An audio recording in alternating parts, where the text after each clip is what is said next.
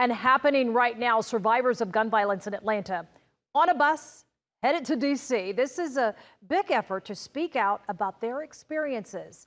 Atlanta News First, Bridget Spencer, live from Cascade Road. And Bridget, they're pulling off at any minute.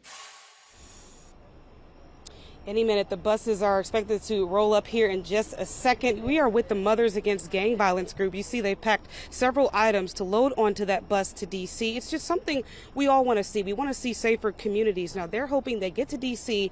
and their stories can bring attention to violence and also get some help for many victims. Healthy snacks. Takesia Shields remembers why she wanted to help survivors of crime. Lived experience, being a mother with a lot of things, having a son that's incarcerated, having kids that have been birthed into the community, life been taken away. She leads Mothers Against Gang Violence, an Atlanta-based group aiming to promote peace.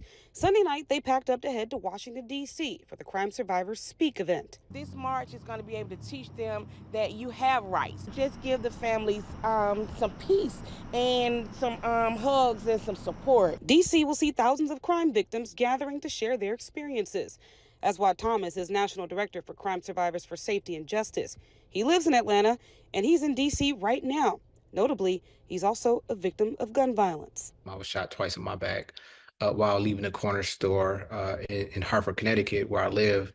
At the time, and like so many victims in Connecticut and in the city of Atlanta, I never received any services or resources after that incident. Thomas is joining hands with Atlanta groups like Mothers Against Gang Violence to be a voice for the voiceless and also ask lawmakers for more help for victims. And that solution is actually listening to crime victims about what they think safety is and what safety look like. Ultimately, when they all return next week, they hope lawmakers not only heard them, but plan to listen and act on many aspects, and especially helping victims. But Metro Atlanta is a huge area, right? We need more trauma recovery centers. So we want to make sure that these trauma centers have wraparound services for the families so that they can go to and people can understand and care about the things that they need.